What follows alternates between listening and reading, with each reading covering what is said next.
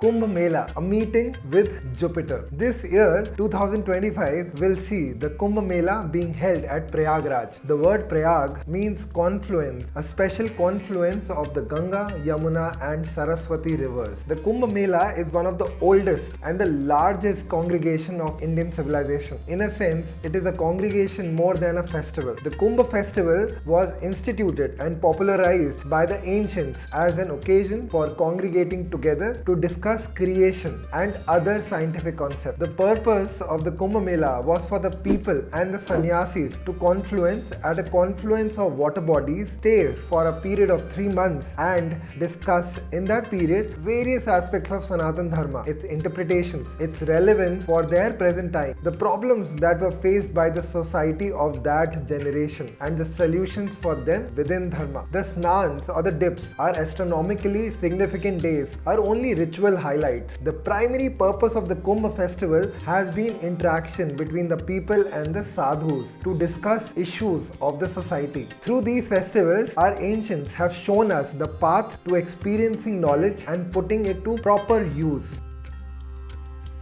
There are 3 types of Kumbh Melas. 1. Ardh Kumbh Mela, celebrated once in every 6 years at Haridwar and Prayagraj. 2. The Purna Kumbh Melas, which takes place every 12 years at 4 places: Prayagraj, Haridwar, Ujjain and Nasik. And 3. The Maha or the Great Kumbh Mela, which comes after 12 Purna Kumbh Melas, that is 144 years, and is celebrated only in Prayagraj only.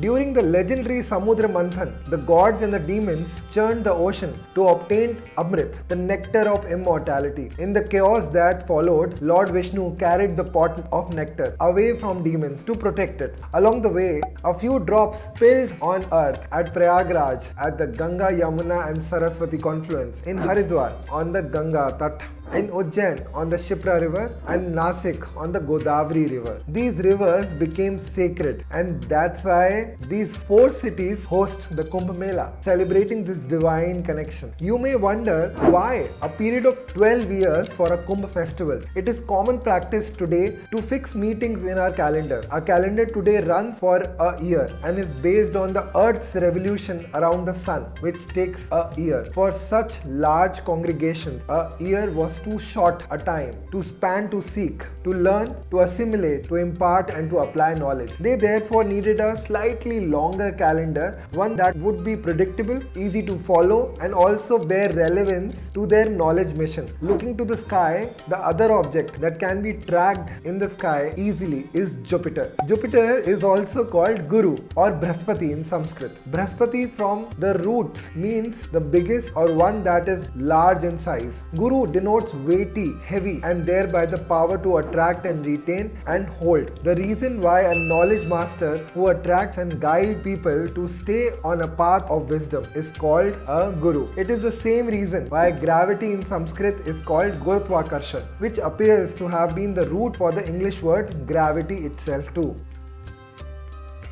Thus, Guru, Jupiter, has been associated with knowledge. Why is only Jupiter the planet of the Kumbh Mela? Why not Mars, Venus or Saturn? Saturn, Shani, represents discipline and challenges, focusing on karmic lessons. Mars, Mangal, associated with aggression and energy. Venus, Shukra, governs material pleasures and luxury. Mercury, Buddha, symbolizes intellect and communication. Hence, their symbolism doesn't align with the spiritual essence of Kumbh Mela.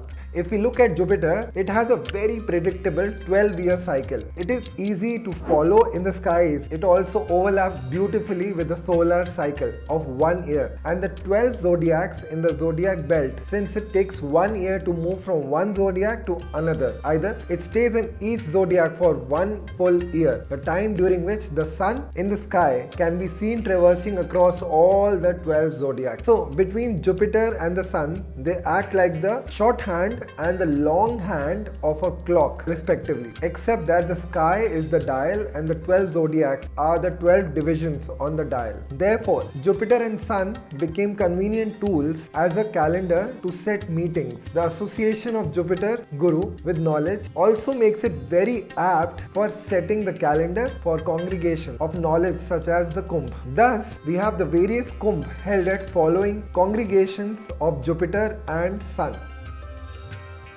The cycle of Kumbh Mela starts with Jupiter in Taurus and Sun in Capricorn, that is Prayagraj. This will repeat when Jupiter comes back to Taurus once every 12 years. When Jupiter comes into Leo and Sun also moves to Leo, then Nasik. This will again repeat when Jupiter comes back to Leo once every 12 years. When Jupiter continues to stay in Leo for the year and the Sun moves into Aries, the Ujjain Kumbh happens. This will repeat when Jupiter comes back to Leo once every 12 years. Again, next is when Jupiter moves into Aquarius and Sun moves to Aries, the Haridwar Kumbhs happen. This will repeat when Jupiter comes back to Aquarius once every 12 years.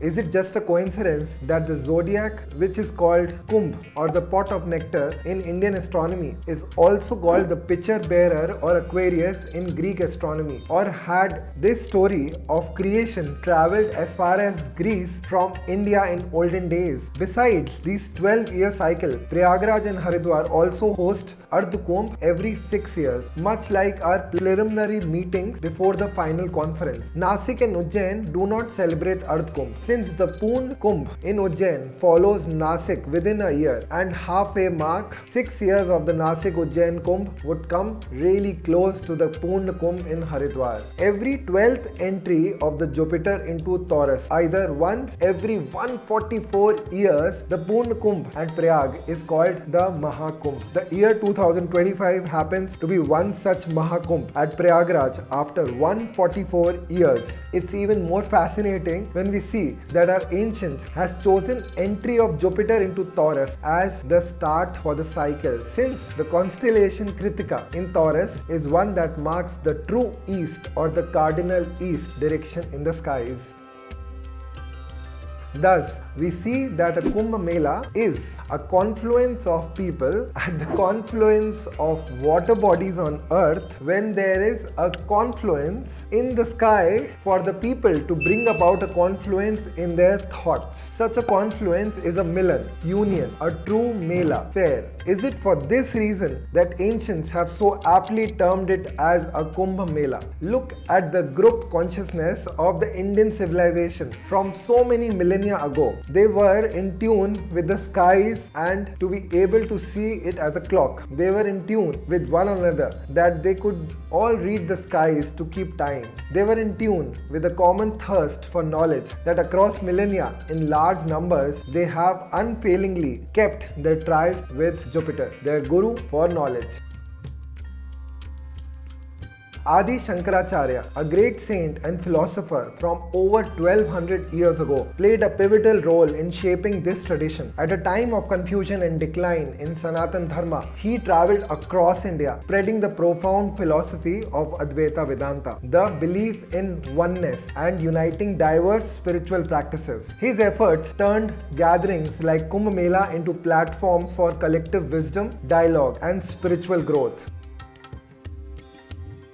A once in a lifetime, once in 144 years, the Maha Kumbh Mela, an event so grand it's unlike anything in the world has ever seen. Known as the largest spiritual and religious gathering on earth, the Maha Kumbh Mela is not just a festival, it's a phenomena that unites millions of souls from across the globe. Imagine over 400 million devotees coming together at one sacred site, seeking blessings, spiritual growth, and connections to the divine. Held only in Prayagraj, the extraordinary event takes place after 12 Poon Kumbh Melas, completing a 144-year cosmic cycle. The numbers are as awe-inspiring as the event itself. 4 sacred sites for Poon Kumbh, but Maha Kumbh belongs to only Prayagraj. Millions of prayers echoing into the skies, endless moments of devotion, creating ripples of faith that last generations. This is not just an event, it's history, spirituality, and humanity's collective consciousness. If there is ever a moment to witness the divine and feel eternity in motion, this is it. Maha Kumbh Mela, a once in a lifetime experience. Be there at Kumbh.